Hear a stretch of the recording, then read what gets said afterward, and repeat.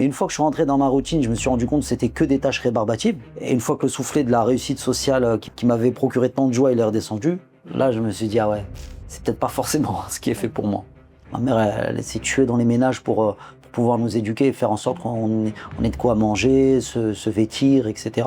On vivait quand même dans la précarité et dans la peur constante que tout peut s'effondrer du jour au lendemain. T'avais dans le quartier, tu voyais des mecs se faire expulser. C'est oh putain, j'espère que ça va pas m'arriver à moi, tu vois. Je me suis dit à un moment donné, mais comment cela se fait-il que en apparence t'es bien, mais au fond t'es malheureux, t'es triste. Si t'arrives à avoir des signes physiques du fait que t'arrives plus à supporter ta situation actuelle, c'est que t'as passé plusieurs stades en fait. C'est pas parce que tu as appris le marketing que t'es fait pour l'entrepreneuriat. Ça se joue plus à l'intérieur, je pense.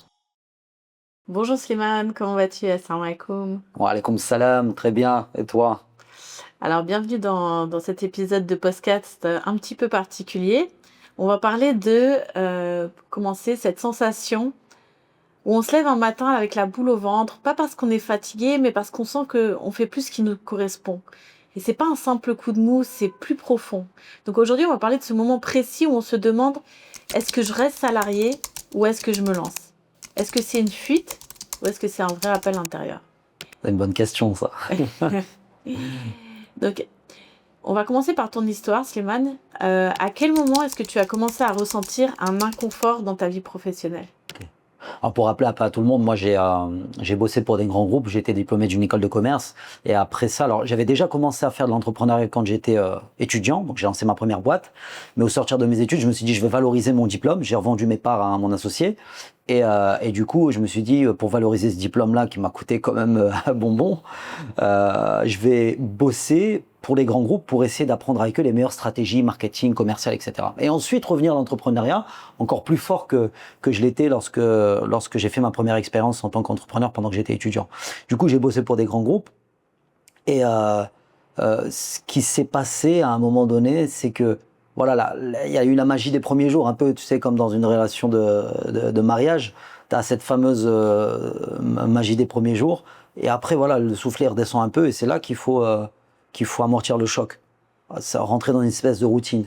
Là au début c'était un peu, j'étais un peu tout feu tout flamme. Tu sais en plus les grosses boîtes elles sont là elles savent édulcorer les choses pour que le salarié il se croit chez lui, pour que le salarié soit motivé, etc. Il y a tout un tas de techniques managériales.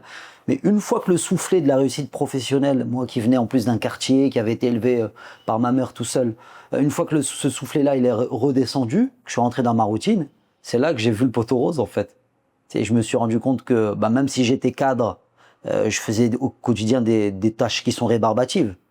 Pour vraiment faire des choses intéressantes, c'est pas les premières années de ta carrière professionnelle. Tu dois atteindre les sommets de la direction financière ou commerciale ou marketing. Là, tu commences à avoir des postes à responsabilité, des choses intéressantes. Mais une fois que je suis rentré dans ma routine, je me suis rendu compte que c'était que des tâches rébarbatives. Et une fois que le soufflet de la réussite sociale qui m'avait procuré tant de joie, il est redescendu, là, je me suis dit, ah ouais, c'est peut-être pas forcément ce qui est fait pour moi. Et tu te rappelles de ce que tu te disais à cette époque-là? Intérieurement, Ouais. comme je pense la plupart des salariés, hein, pour se rassurer, t'es pas si mal que ça. Oui, forcément. J'avais un salaire réputé être bien supérieur à la moyenne de ce que touchaient les Français à l'époque. J'avais des avantages du style des paniers repas. J'avais même une prime, t'imagines, pour faire mon pressing et ramener mes costards chez le pressing. J'avais des facilités au CE pour des places à demi-tarif au parc Astérix, au cinéma, etc. J'avais une voiture de fonction qui se garait tout seul. Je me disais, ah, t'es pas si mal, Slimane. En gros, je me mentais à moi-même, quoi. Et ce qui est fou, c'est que beaucoup de gens ressentent ça, mais n'osent pas l'exprimer. Et donc, ils enterrent cette sensation parce qu'ils pensent que c'est normal. Ou comme tu dis, ils se disent, bah, c'est pas si mal. Et sauf que cette gêne ça devient un peu comme une prison et petit à petit, c'est la peur qui s'installe. Donc, on va parler maintenant de la peur de l'inconnu.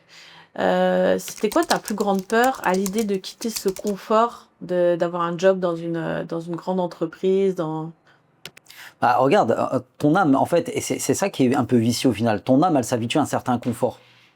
La zone de confort, et quand dans ta zone de confort, tu as une voiture de fonction, tu as des paniers, tu as de l'argent pour déjeuner, T'as des primes diverses, j'ai oublié de le dire tout à l'heure, mais t'as des participations, intéressements qui viennent arrondir. T'as le fameux 13e mois qu'ils ont inventé, elle est pas mal celle-là. Au final, ça te sert qu'à payer tes impôts, forcément. Donc à peine ça rentre, ça ressort. À l'époque, il n'y avait pas le prélèvement à la source.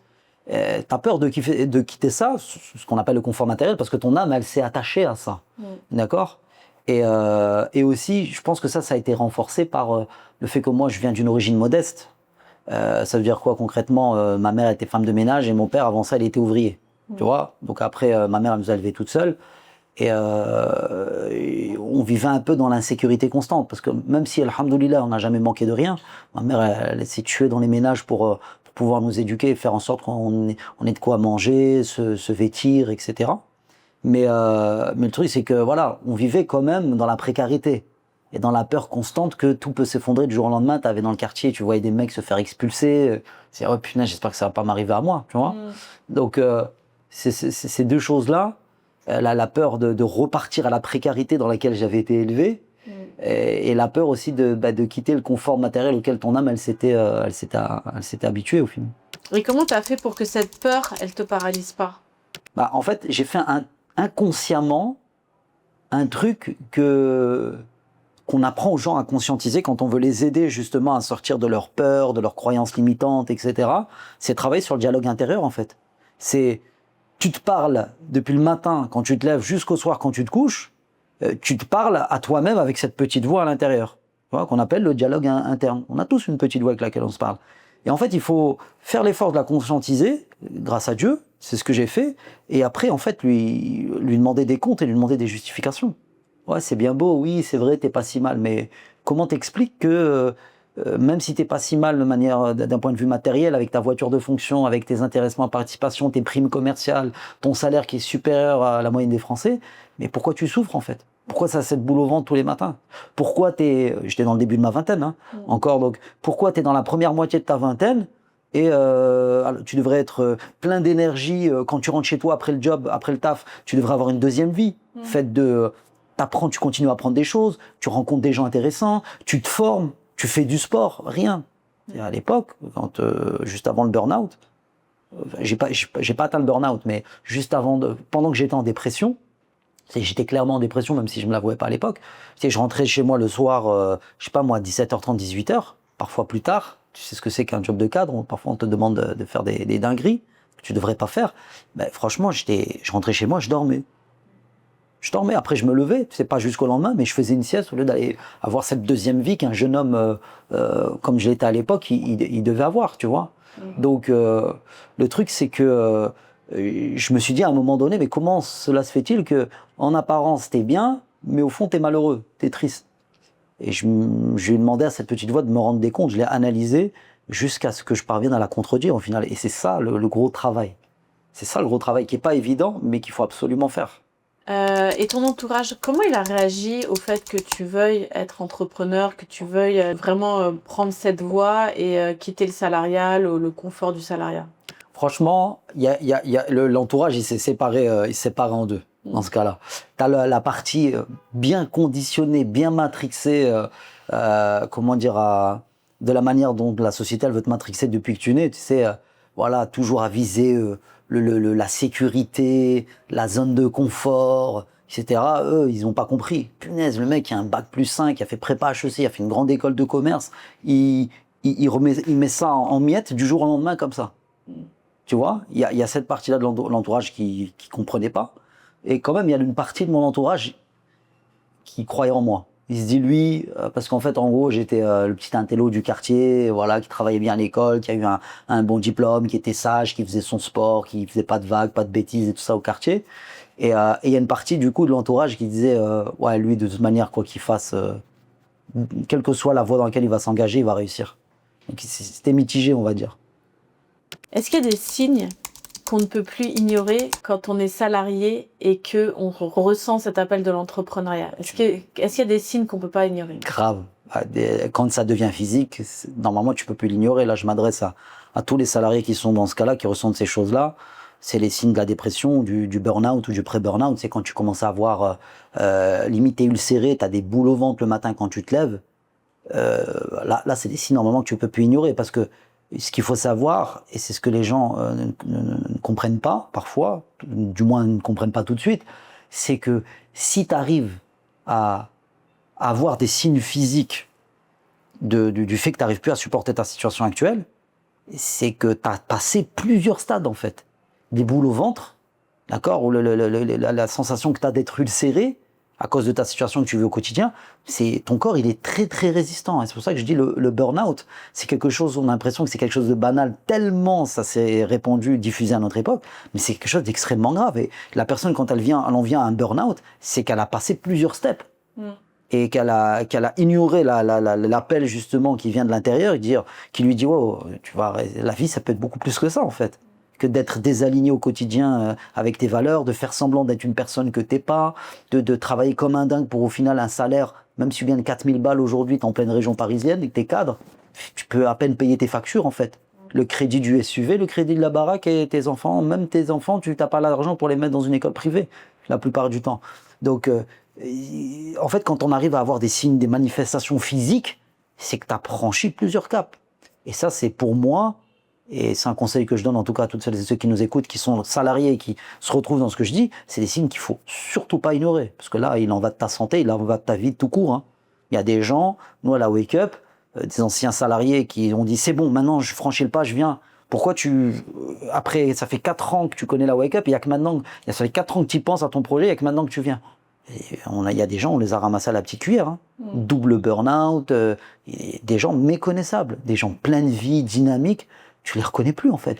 Et moi, ce qui me fait mal au cœur, et ça existe vraiment, je dis pas ça pour faire peur, c'est une réalité qui est répandue et qui est encore taboue, c'est qu'il y a plein de gens qui sont sous cacheton pendant longtemps. Tu vois, et c'est pas beau à voir, c'est pas beau à voir. Quand t'as connu une personne pleine de vie, pleine d'allant, etc., qui avait encore la force de faire semblant, et quand tu la revois 4 ans plus tard, après 2 ans avoir été mise sous cacheton, t'as mal, tu vois. Donc ça, c'est des choses qu'il faut pas ignorer. Selon toi, est-ce que tout le monde est censé entreprendre ou peut entreprendre? Franchement, pas tout le monde, dans l'absolu. D'accord ? Ou du moins, dans un premier temps, je pense pas que tous les profils sont faits pour entreprendre, mais à partir du moment où tu sens cet appel qui vient de l'intérieur et aussi que tu as une vraie raison de le faire, c'est-à-dire d'entreprendre, on appelle ça aussi un pourquoi. Tu vois, à partir du moment où tu sens que ton projet d'entreprise il est relié à une espèce de mission de vie que tu as besoin d'accomplir pour te sentir accompli justement. Là, tu le fais. Même si tu n'y connais rien, en marketing, en communication, etc. Ça vient après. Oui, à partir de ce moment-là, tu peux te dire que tu es fait pour l'entrepreneuriat. Je répète, même si tu ne connais rien. C'est pas parce que tu as appris le marketing que tu es fait pour l'entrepreneuriat. Ça se joue plus à l'intérieur, je pense. Donc là, on a parlé du fait de ressentir un appel, de ressentir un appel pour quitter le salariat, pour se lancer dans l'entrepreneuriat. Mais ça ne fait pas tout, forcément, de juste ressentir cet appel. Après, il faut poser des actes. Et là, souvent, on se dit par où commencer. Donc là, on va parler vraiment le premier pas vers l'entrepreneuriat. Et donc toi, c'est quoi le tout premier truc que tu as mis en place, ton premier pas dans l'entrepreneuriat ou le premier pas que tu conseilles aux gens de faire? Alors moi déjà, ça s'est passé avec une rupture brutale. J'ai tout quitté. J'ai quitté le salariat net. Et après, j'ai pensé à mon business. J'ai pas fait chevaucher les deux choses, d'accord ? On en reparlera peut-être tout à l'heure, c'est pas forcément ce que je conseille, mais moi, ce qui m'est venu à l'esprit, c'était de faire ça, et aussi peut-être parce que je pouvais me permettre en tout cas de le faire. J'avais pas d'enfant, je n'étais pas marié, etc. D'accord ?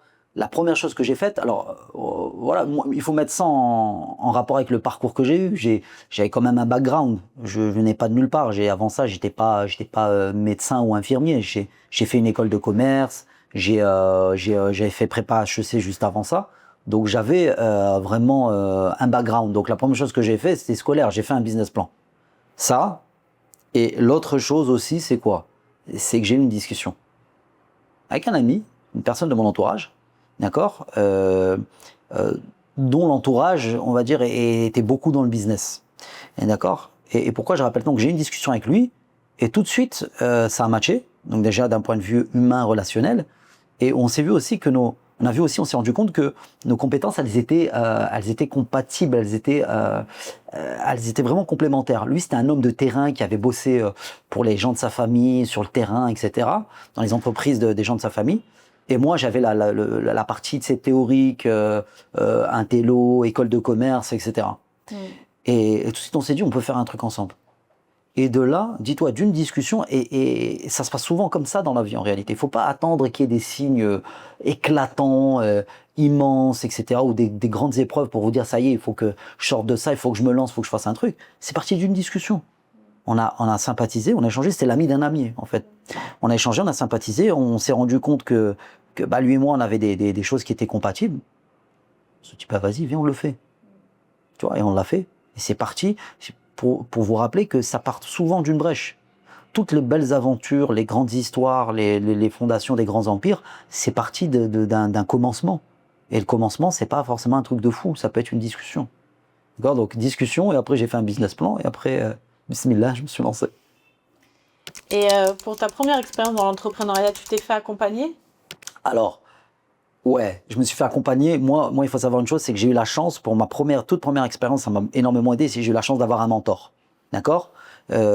Avoir un mentor à l'époque, attention, c'est pas comme maintenant. Par exemple, quand on le fait à la Wake Up Academy, t'as un accompagnement hyper structuré, avec un cadre, avec des process, avec des coachs. On est là matin, midi, soir, même parfois la nuit dans les mitards que tu connais bien, avec eux pour les accompagner sur leurs projets. Et c'est hyper structuré. Non, c'était pas comme ça. À l'époque, le mentorat, c'était un mec qui avait de l'expérience dans l'entrepreneuriat, d'accord ? Et en échange de services, il accepte de prendre une personne dont il voit qu'il a du potentiel, il accepte de le prendre sous son aile. Et en échange de services. D'accord ? Donc lui, c'est une personne qui avait énormément d'expérience dans l'entrepreneuriat, qui était multimillionnaire, d'accord ? Notamment dans l'import-export. Et le truc, c'est que donc, il nous a pris sous son aile, et en contrepartie, ce qu'on faisait avec mon associé, justement, dont j'ai parlé juste avant, à l'époque, c'est qu'on l'aidait à décharger ses camions. On lui rendait des services, on déchargeait ses camions, etc. D'accord ? Et le mentorat, et franchement, je trouve que c'est la meilleure forme de mentorat, parce qu'on est dans l'équilibre entre, tu as une aide, tu profites de l'expérience de quelqu'un, mais tu n'es pas non plus assisté. Tu vois ? Donc, et là, je m'adresse à toutes celles et ceux qui ont la chance de se faire accompagner comme les gens qu'on accompagne à la Wake Up. Rendez-vous compte d'une chose, c'est que nous, à l'époque, quand on était mentorés, mon associé et moi, si on avait le bonheur d'avoir un café par semaine avec lui, et un repas par mois, où moi j'avais ma petite liste avec ma shortlist sur du papier, voilà les questions à lui poser, on était les plus heureux du monde. Quand vraiment on était dans une galère, dans une impasse, petit coup de fil, et encore, voilà, attends, je suis occupé, c'est quelqu'un qui était très occupé, et il nous rappelait le lendemain. Et le fait qu'il nous ait habitués à peu, ça nous a formé un truc de fou. Parce que on a gardé la responsabilité de nos choix et de nos actes sur nos épaules. C'est pas, comme parfois aujourd'hui, j'ai un mentor, t'as intérêt à me faire réussir, hein. Tu vois, sinon c'est de ta faute. Et donc on gardait la responsabilité sur nos épaules de notre réussite, et en même temps, quand on était vraiment dans des impasses, un coup de fil, vous êtes bloqué pour ça, blablabla, hein. En 3 minutes, vous avez résolu l'affaire, il nous avait évité soit un énorme piège, soit il nous avait fait gagner 6 mois qu'on aurait passé à tâtonner pour trouver la solution que lui nous a donnée en 2 minutes grâce à son expérience. Tu vois, oui, donc j'ai eu la chance d'avoir un mentor pour ma première expérience. Dans ton parcours entrepreneurial, quelle a été la leçon, on va dire la meilleure leçon, qui au départ pouvait paraître être une erreur, mais finalement qui t'a vraiment appris le plus ? Dans ta question, il y a une partie de la réponse. Franchement, les meilleures leçons, et ça, on l'entend partout, mais il faut le vivre pour le comprendre à fond, c'est les erreurs que tu fais. Et ça me fait penser à la citation de Mandela, je ne perds jamais, soit je gagne, soit j'apprends. C'est exactement ça. Mais il y a beaucoup de gens qui entendent ces citations à droite à gauche, mais il faut l'expérimenter. Et pour expérimenter ça, il faut passer à l'action. Qui se trompe pas? Qui se trompe jamais? Celui qui fait rien. Celui qui passe à l'action, massivement, il va massivement se tromper. Mais avec ses erreurs, et s'il a le réflexe de faire le feedback de ces erreurs-là, et pas de reproduire inlassablement, parce qu'il y a d'autres gens aussi qui font ça aussi. Ils agissent, ils se trompent, mais ils refont toujours la même erreur la fois suivante. Mais non, mon frère, ma sœur, fais le feedback, rends-toi des comptes à toi-même et dis, jure-toi que tu ne vas jamais reproduire la même chose. D'accord ? Donc les erreurs que j'ai faites, J'en ai fait, il y a certaines qui me viennent en tête quand je te parle, mais c'est celles qui m'ont le plus appris et me permis de plus avancer. Mais c'est une culture quand même, de savoir rebondir après une erreur. C'est pas tout le monde. Et là, je m'adresse aussi à toutes celles et ceux qui nous écoutent. C'est que dès que tu fais une erreur, réflexe, feedback de cette erreur. D'accord? Et qu'est-ce que j'apprends de cette erreur-là? Et aussi, je me promets de ne plus jamais refaire cette même erreur. Mais j'insiste, parce que vraiment, ça paraît bête, ça paraît insensé, mais il y a des gens, toute leur vie, elle se résume à je fais une erreur et je reproduis inlassablement la même.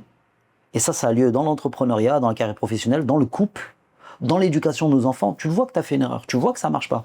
Mais il y a un schéma qui s'installe en toile de fond de ton esprit qui te fait répéter les mêmes choses. C'est insensé de reproduire toujours la même chose en espérant avoir un résultat différent. Tu vois? Donc, savoir faire le feedback de son erreur qui va te permettre d'affiner progressivement la trajectoire de ta barque jusqu'à un jour, même si ça prend un peu de temps, jusqu'à un jour atteindre le succès.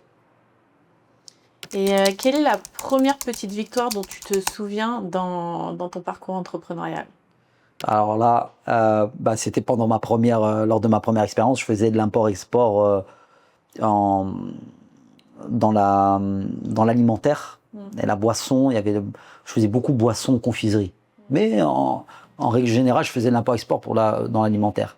Et j'avais réussi, c'était ma première année en tant qu'entrepreneur, donc j'étais encore étudiant en même temps entrepreneur.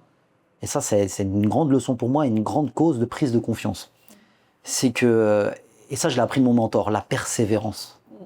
Je faisais de la prospection, parce que en gros, je devais trouver des fournisseurs de grandes marques qui déstockaient leurs fins de série, leurs invendus, etc. Ouais. Pour ensuite les revendre sur le marché parallèle. Quand je dis marché parallèle, c'est-à-dire hors circuit traditionnel, du style les grandes surfaces, Auchan, Carrefour, etc. J'avais pas le droit parce que c'était leurs clients à eux. Moi, j'avais le droit de les vendre sur le marché parallèle. D'accord? Soit l'export, soit le marché parallèle. Et en fait, moi, j'avais observé mon mentor, comment il faisait, parce qu'il faisait la même chose que moi, et même plus grande échelle, bien sûr. Et en fait, c'est la persévérance, c'est la loi des nombres. J'ai appris la loi des nombres, c'est tu prends ton téléphone. À l'époque, si, il y avait Internet, mais c'était pas encore l'avènement comme ça l'est aujourd'hui. Et tu prends ton téléphone, prospection. Il fallait avoir des phrases d'accroche, il fallait être parfois intriguer la personne pour qu'elle accepte de travailler avec toi, surtout que voilà, quand tu es jeune et entre guillemets, tu débarques de nulle part, c'est pas évident de trouver un point d'accroche. Et à force de persévérance, j'ai réussi à décrocher des contrats avec des gros noms de l'agroalimentaire et qui m'ont fait confiance avec des petites astuces. J'ai joué sur la carte, faut pas oublier que le business, c'est le commerce à l'origine, c'est comme on l'appelle, c'est la relation, c'est des relations humaines en fait. Pour l'ancien français, le commerce des hommes, c'est les relations entre les hommes. C'est pas forcément échanger des marchandises et de l'argent. Et à force de persévérance, de prendre téléphone, la loi des nombres, elle a fait son effet en fait. C'est quoi la loi des nombres? Et ça aussi, j'invite toutes celles et ceux qui nous écoutent et nous regardent à prendre en considération ça. C'est si tu appelles 1000 personnes, même si ça doit te prendre 3 mois, sur les 1000 personnes, il y en a 100 qui vont accrocher, ouais, ok, je suis intéressé, on se rappelle, on se prend un rendez-vous, et sur les 100 personnes, tu vas décrocher 10 contrats. Tu vois? Et donc en faisant ça, incroyable mais vrai, même si au départ j'avais du mal à y croire, moi qui suis jeune, qui suis dans ma vingtaine, je débarque de nulle part, j'ai aucune expérience, je suis encore étudiant, parce que j'étais en alternance en fait dans ma boîte, et à l'école encore, je dis je vais travailler avec des gros noms de l'industrie agroalimentaire. Je ne vais pas citer de marques, mais c'est des marques de bonbons, des marques de gâteaux, des marques de boissons que tout le monde connaît. D'accord? Et quand j'ai décroché mon premier contrat, je trouvais ça incroyable. En fait, après deuxième contrat, je suis invité, je me souviendrai toujours, c'était à l'Hilton, à l'hôtel Hilton dans le sud de Paris. C'était le représentant d'une grande marque de chocolat notamment et d'autres choses qui sont pas bonnes pour la santé. Mais bon, à l'époque, j'étais pas encore aussi conscient qu'aujourd'hui de tout ça. Mais on avait été invité, mon associé et moi, à un entretien dans une salle de l'Hilton de Paris, dans le sud de Paris. Et moi, je trouvais ça incroyable. Je m'étais bien habillé, j'avais mis une petite veste de costume, une chemise, etc. Et on avait réussi à les convaincre de travailler avec nous. Et c'était un gros négociateur, je me souviens. Ça m'étonne pas, parce que c'était une grande marque. Donc les représentants des grandes marques, ils apprennent à négocier. Et il m'avait dit OK, mais il m'avait fait accepter de faire un truc qui était très difficile. c'était vendre des produits glacés. Ah ouais. Moi, j'étais dans l'agroalimentaire, je vendais pas des produits qui nécessitent une chaîne du froid, c'est hyper complexe. Je regarde mon associé comme ça, et c'était aujourd'hui, il fallait que je paraisse être quelqu'un qui maîtrise et qui a pas peur, tu vois. Ouais. Je regarde comme ça dans la tête, je me dis, qu'est-ce qu'on est en train de faire? Je dis, ok, pas de problème. Je savais même pas comment j'allais stocker les marchandises, je savais même pas comment j'allais chercher chez lui avec des camions frigorifiques, parce que c'était des palettes et des palettes, c'était pas des petites quantités, tu vois. On a accepté, on s'est bien débrouillé, on a trouvé une solution, il nous a fait manger notre pain noir, parce que c'est des trucs qui sont hyper difficiles à vendre. Tu vois, les produits glacés, c'était là vous allez peut-être deviner de qui il s'agit, mais en gros c'était des barres chocolatées glacées que tu retrouves dans les grandes surfaces, dans les trucs qui n'arrivaient pas à se vendre. Donc nous on les a récupérés. En gros c'est vous faites votre baptême du feu, arrivez-moi, déstockez-moi ces trucs-là et après je vous donne derrière la crème de la crème. Ouais. Donc je décroche mon deuxième contrat, après un troisième contrat avec un gros nom de pareil de la biscuiterie. Et un quatrième, ça c'était des fruits secs, mais une très grosse marque de produits qui se vendent hyper bien. Et là, j'ai pris confiance en moi parce que j'ai dit tout est possible en fait. Même si tu viens de nulle part, même si tu n'as pas d'autorité sur le marché, même si tu as moins d'armes que des gens qui sont beaucoup plus balèzes, qui ont beaucoup plus les épaules, qui sont beaucoup plus âgés que toi, si tu y crois et que tu fais les causes, en respectant notamment la loi des nombres, sans pitié, va frapper à 1000 portes s'il le faut. Il y en a 100 qui vont s'ouvrir et il y en a 10 qui vont faire un contrat avec toi. Alors, on va passer à un autre aspect du passage du salariat vers l'entrepreneuriat. C'est en répondant à la question, est-ce que tu es partisan de il faut tout plaquer pour se lancer ou bien plus jouer la sécurité? Franchement, regarde, moi ce que j'ai fait, comme je disais tout à l'heure, j'ai tout plaqué du jour au lendemain. Mais c'est aussi et surtout parce que je pouvais me le permettre. Même s'il fallait, je repars chez papa, maman, chez ma mère du coup à l'époque. J'avais pas d'enfants, j'avais pas de charge familiale, pas d'épouse, etc. Mais en réalité, moi, c'est pas ce que je conseille de faire, parce que t'en as plein qui te disent ouais, voilà, prends confiance en toi, on n'a qu'une vie, arrête de trop réfléchir, quitte tout du jour au lendemain, et tu vois ce qui se passe. Franchement, il y a même pas besoin de le faire en réalité. Tu vois, nous, la plupart des gens qu'on a accompagnés ces dernières années à la Wake Up, c'est des salariés qui en avaient marre du salariat, qui avaient vécu 1, 2 burn-out, voire plus, ou des dépressions, etc. Et ces gens-là, comment ils ont fait? Ils n'ont pas tout plaqué du jour au lendemain, ils n'ont pas eu besoin. Ce qu'ils ont fait, c'est ils ont répondu dans un premier temps à ce qu'on appelle la réalité de l'instant T. Ça veut dire en gros, comment tu fais pour tout plaquer du jour au lendemain? T'es marié, t'as des enfants à nourrir, t'as un crédit de maison, t'as un crédit de voiture, etc., etc. Et comment tu fais? Tu peux pas faire ça. Donc tu gardes ton job et en parallèle, dans ton temps libre, tu apprends et tu exécutes. C'est exactement ce qu'on fait avec les gens qu'on accompagne, la plupart des gens qu'on accompagne à la Wake Up et qui n'ont pas ce luxe-là de pouvoir du jour au lendemain pouvoir tout plaquer, avoir un beau pécule de côté pour vivre de ses rentes et monter un business tranquille. Non, en parallèle, même si c'est pas évident, en parallèle avec un peu d'organisation, tu le fais. Et si tu fais ça, il est où le risque? Le risque que les gens ont du mal à prendre. Tu gardes ton job, tu continues à nourrir ta famille, payer ta maison, ton loyer ou autre, et en parallèle, en faisant un petit sacrifice, c'est vrai, mais on n'a rien sans rien, sur ton temps de loisir, tu montes ton job. Quel que soit le temps que ça va prendre. Parce que si on ne commence pas aujourd'hui, par le commencement, quand est-ce qu'on va commencer par le commencement? Tu vois? Alors pour toi, c'est quoi les étapes intelligentes pour une transition? Transition fluide, du salariat à l'entrepreneuriat. C'est simple. C'est la première des choses, avant même apprendre, c'est enferme du temps libre que tu vas consacrer à la construction de ton projet. Parce que là aussi, ça paraît évident quand je le dis comme ça à la caméra, mais il y a plein de gens qui oublient qu'on n'a rien sans rien. Et il y a plein de gens qui me disent « Ah ok Slimane, on n'a rien sans rien, mais combien il faut investir pour lancer un business ?» D'argent.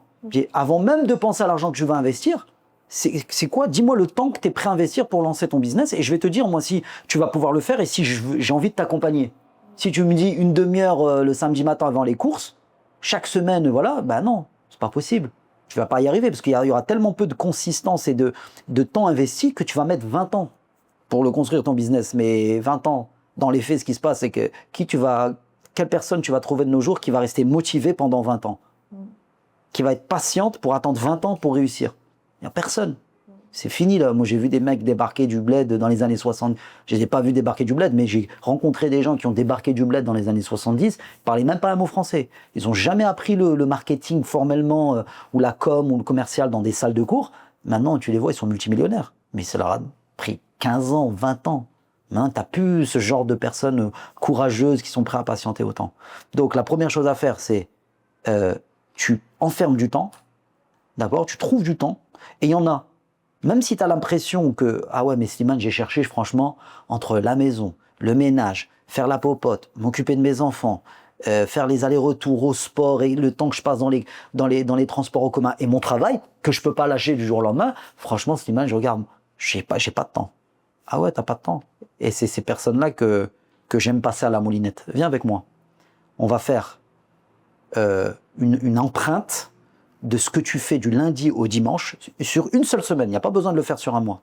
Ce que tu fais du matin au soir, depuis ton lever jusqu'à ton coucher. Et là, c'est bizarre, on voit qu'il y a du temps qui est gaspillé. Sur les réseaux sociaux, à scroller pendant des heures là, pour aller chercher cette fameuse dopamine là, qui drogue les gens à notre époque et qui les maintient comme des zombies à la merci du système. Excusez-moi les mots un peu durs, mais c'est la vérité. En réalité, je parle de ceux qui scrollent sur des comptes inutiles. Il y a certains contenus sur les réseaux sociaux qui apportent une vraie valeur. C'est ce qu'on essaye de faire à la Wake Up d'ailleurs. Mais donc passons. Mais tu regardes qu'il y a des heures passées à scroller, des heures passées sur Netflix. Je suis même pas en train de dire qu'il faut supprimer du jour au lendemain. Même moi, j'ai un abonné Netflix, il y a du contenu qui est intéressant sur Netflix aussi. Mais entre passer 1 heure de temps en temps dans la semaine pour se détendre, pour apprendre un truc, et passer toutes ces soirées depuis 20 heures jusqu'à 2 heures du matin sur Netflix, il y a un équilibre à trouver peut-être. Temps passé sur Netflix dans des choses qui vont pas lui apporter de plus-value dans la vie, temps passé perdu sur les réseaux à scroller, temps à passer dans les racontards, les ragots, temps passé dans le trop de sommeil, temps passé dans le lèche-vitrine. Tu peux faire tes courses en 1 heure. Si tu es quelqu'un d'ambitieux, t'envoies, tout leur samedi, c'est les courses. Ah si, en fait, tu as du temps. Donc, trouver du temps, comment ? En prenant du recul sur ton organisation personnelle et en apprenant les lois de la gestion du temps et de la gestion des priorités. Parce que si tu me dis aujourd'hui que t'en peux plus, t'es au bout du rouleau, t'es en burn-out ou en pré-burn-out, mais tu sais que ce que tu dois faire, c'est lancer un business pour te libérer de tout ça, mais que t'as pas le temps, ben moi j'ai une réponse qui est claire, nette et cinglante. C'est pas une question de temps, c'est une question de priorité. Si t'en fais une priorité, bizarrement, tu vas trouver du temps. Si tu te rends compte que t'as pas le choix, sinon tu vas mourir, tu vas te liquéfier, bah bizarrement, tu trouves du temps. Où ça ? En supprimant le commérage, les ragots, les discussions inutiles avec les copains, les copines, ouais, pour parler, casser du sucre sur le dos d'un tel, le temps que tu perds à scroller sur les réseaux, etc.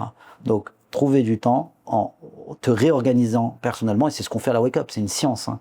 L'organisation, l'efficacité personnelle et professionnelle, la gestion du temps, c'est toute une science qui est indispensable au succès. On n'a tous que 24 heures.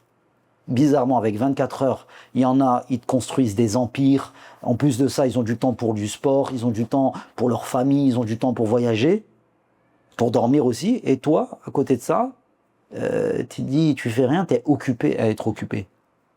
Parce que tu n'as pas maîtrisé la science de l'organisation et tu n'as pas pris du recul sur ton organisation personnelle. Donc, je trouve du temps. Ensuite, tu apprends. Ce temps-là, tu le consacres à apprendre. Et il n'y a pas de raccourci possible. Hein. Si tu connais rien, c'est pas, ok, vas-y, je suis prêt, Slimane, dis-moi. Si on fait comment, là ? On apprend d'abord. Et après, on applique. Et ça prend...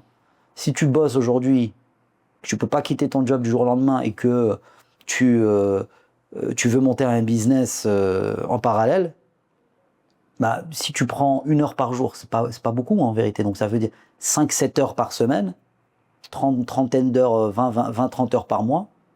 En 6 à 12 mois, tu peux avoir une machine construite qui génère des revenus et qui va te permettre de quitter le cirque. Tu vois. Tu as parlé beaucoup de gestion du temps, d'organisation, de prioriser.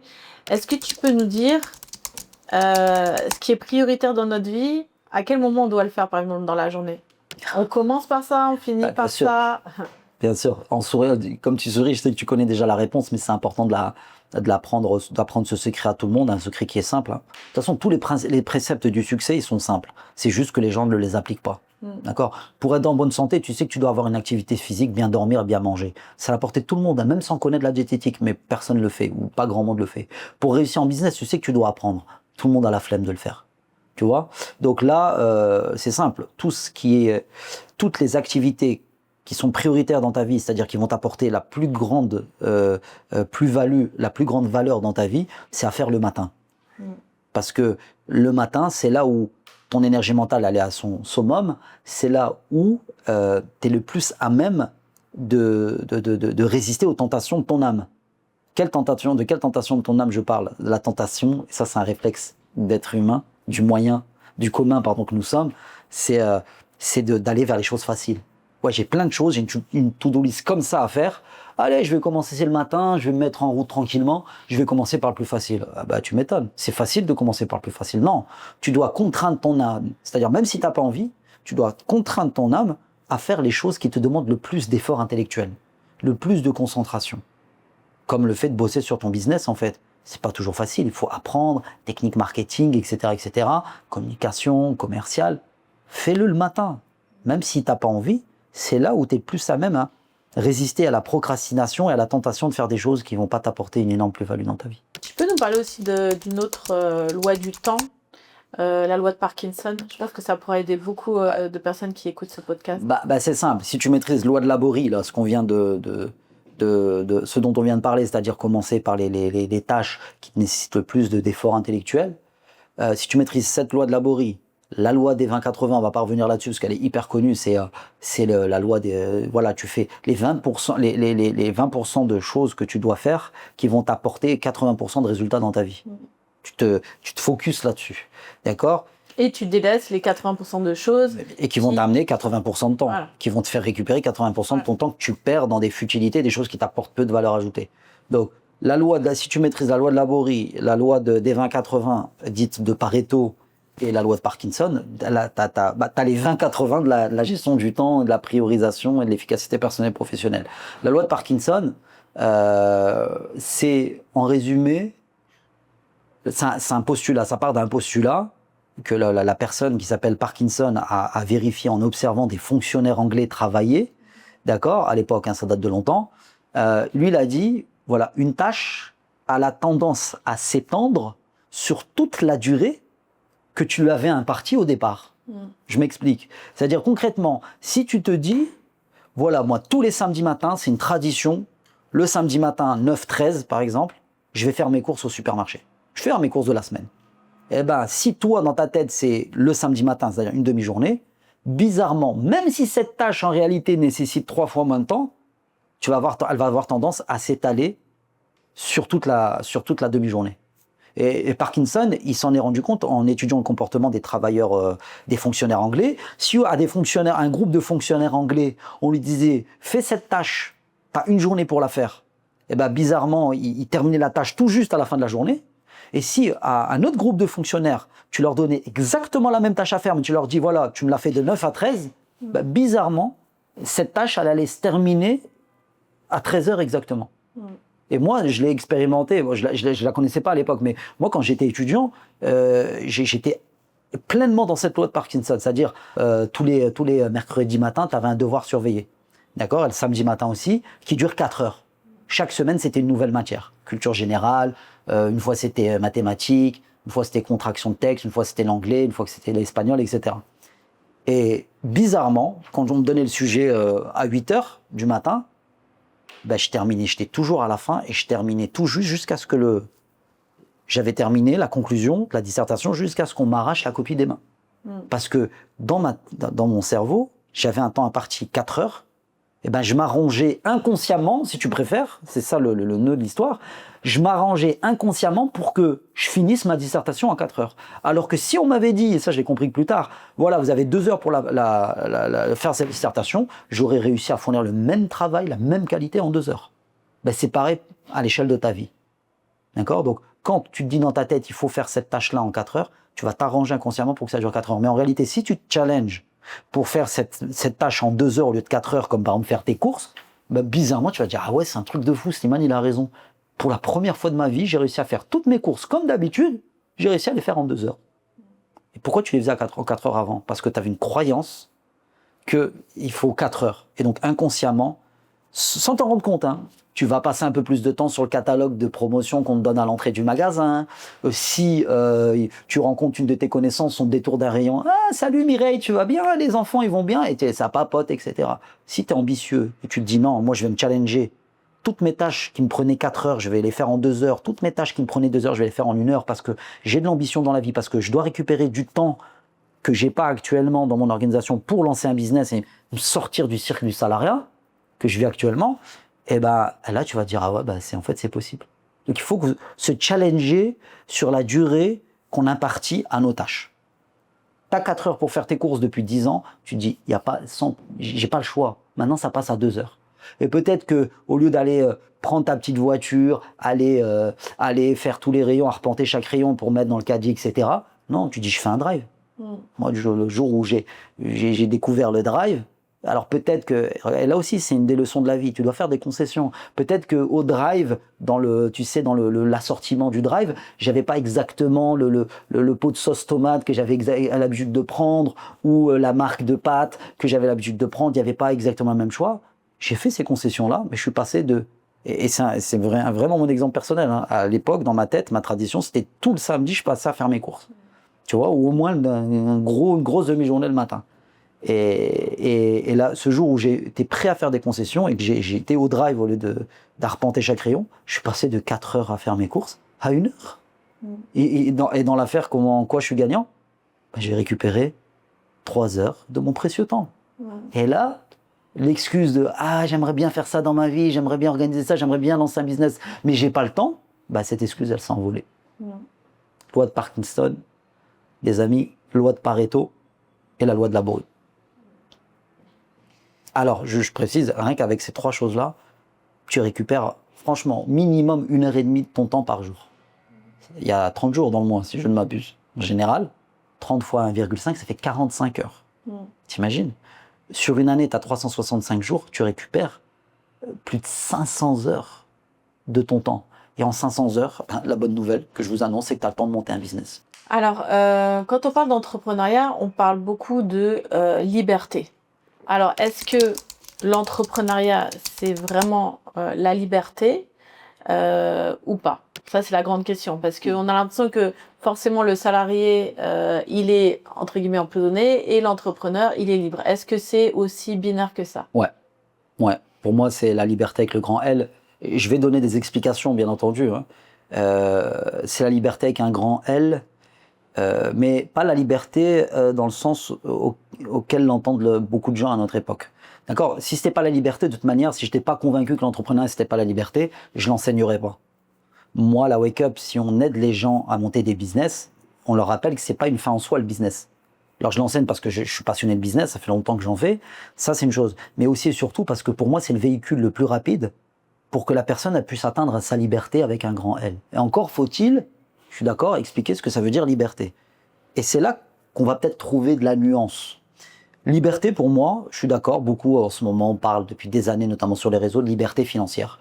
C'est clair, si tu veux être libre avec un grand L, il te faut des sous. Une bonne partie de ta liberté, elle se joue sur l'argent. Et ça y est, je suis très à l'aise avec ça. Et je crois que la plupart des gens, même que ce soit un philosophe, que ce soit un grand entrepreneur ou autre, il va te dire, ouais, je suis d'accord, pour être libre avec un grand L, il faut avoir des sous. Parce que les sous, ça te permet de mettre en place des projets auxquels tu n'aurais pas pu accéder si tu n'avais pas d'argent. Ça te permet de faire des aumônes, faire des sadaqas, d'aider les gens autour de toi, de mettre en place des associations humanitaires, caritatives et autres. Ça te permet d'aider tes enfants, ta famille, tes parents que tu as envie de mettre à la retraite. Si tu n'as pas d'argent, tu fais comment tout ça? Donc, c'est la liberté financière. Et il n'y a pas mieux pour atteindre la liberté financière que d'être un entrepreneur. Va atteindre la liberté financière en tant que salarié. Oui, ça existe. D'accord, il y a des salariés que j'ai connus qui ont des stock options dans des grandes sociétés et qui sont devenus millionnaires avec ça. J'ai un ami qui un jour a signé pour une grande entreprise $1 million à l'entrée parce que c'était un cerveau, il avait une compétence qui était rare. Ils l'ont dit ok, c'est des profils comme ça rares qui sont disputés sur le marché de l'emploi et qui s'arrachent à coups de millions. $1 million, je ne vais pas citer le nom, d'accord, mais ils lui ont donné $1 million juste pour signer. Comme un joueur de foot. D'accord? Donc, tu as des salariés qui peuvent être libres financièrement, mais ça se compte sur les doigts d'une main. C'est même pas 1 pour 10 000. Faut dire la vérité. Donc, liberté financière, salariat, entrepreneuriat, pardon, il n'y a pas mieux. Mais pour moi, la liberté, c'est pas que la liberté financière. Et c'est ce que j'ai réussi à avoir avec l'entrepreneuriat, c'est la liberté de vivre en accord avec tes valeurs. Je suis bien placé pour le savoir parce que moi, j'ai été déjà salarié et aussi entrepreneur, donc je sais de quoi je parle. Ça, on ne peut pas me l'enlever. Et aussi et surtout parce que depuis des années maintenant, au sein de la Wake Up, on a rencontré des milliers de salariés qui n'en pouvaient plus. D'accord ? Et ce dont ils se sont plaints, c'est, en gros, Slimane, moi, ça fait 10, 15, 20 ans que je bosse pour un patron qui se fiche complètement de qui je suis un numéro, et qui surtout, soit explicitement avec ses mots, soit implicitement avec ses attitudes vis-à-vis de moi, il m'empêche de vivre en accord avec mes valeurs. De ce fait, ça fait 20 ans que je joue un rôle chaque jour quand j'arrive au boulot, jusqu'à ce que je quitte le bureau. C'est ce qu'on appelle le masque social. Il y a beaucoup de Français aujourd'hui, d'autres personnes, notamment en Occident, mais dans plein de pays, le matin, ils sortent de chez eux, ils mettent un masque qu'on appelle un masque social. Et ils font semblant d'être qui sont pas. De rire à des blagues qui sont pas du tout en accord avec tes valeurs. Tu caches tes valeurs, tu caches ta religion, t'es plus toi-même en fait. Mais c'est invivable. Et normalement, ça fait partie du non négociable. Tu devrais pas troquer contre un peu d'argent le fait d'être toi-même, en fait, et du coup, de ne pas être toi-même. Ça, c'est inacceptable. Voilà le terme que je cherchais, c'est que c'est inacceptable. Donc la liberté financière, il n'y a pas mieux que l'entrepreneuriat. Liberté d'être qui tu es, de vivre en accord avec tes valeurs. Aujourd'hui, c'est de plus en plus compromis dans plein d'entreprises à travers le monde, pour pas dire une grande majorité. D'accord ? Et la liberté de faire ce que tu veux de ton temps. Par définition, quand tu es salarié, tu échanges ton temps, tu peux plus faire avec. Tu peux faire ce que tu veux avec, tu échanges ton temps contre quelques miettes. Le plus souvent contre quelques miettes. Quand tu es entrepreneur, tu fais ce que tu veux de ton temps. Donc oui, l'entrepreneuriat, c'est la liberté. Mais attention, et c'est là que je veux apporter de la nuance. Il y a des gens qui vont dire « Ouais, mais Slimane, moi je connais plein d'entrepreneurs qui ont réussi, qui gagnent bien leur vie, qui sont heureux, mais ils travaillent énormément. » J'ai jamais dit que la liberté, moi en tout cas ça fait pas partie de ma définition de la liberté, j'ai jamais dit que la liberté c'était l'oisiveté.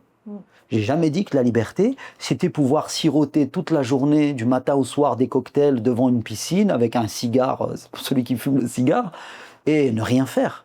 Moi, tous les gens que j'ai rencontrés qui ont atteint des hauts niveaux dans la vie, que ce soit dans le domaine entrepreneurial, que ce soit dans l'artistique, que ce soit dans le sport ou autre, c'est que des gens, mais je dis que des gens, 100%, c'est que des gens qui faisaient beaucoup d'efforts, qui travaillaient beaucoup, mais qui se sentaient vivants, qui se sentaient accomplis, qui aimaient ce qu'ils faisaient, du coup ils n'avaient pas trop la sensation de travailler, d'accord ? Et qui ont atteint, en contrepartie de tout ça, des résultats incroyables dans la vie et qui ont pu impacter le monde autour d'eux, soit leur famille, soit la ville dans laquelle ils vivaient, soit le pays, soit voire même parfois à l'échelle planétaire.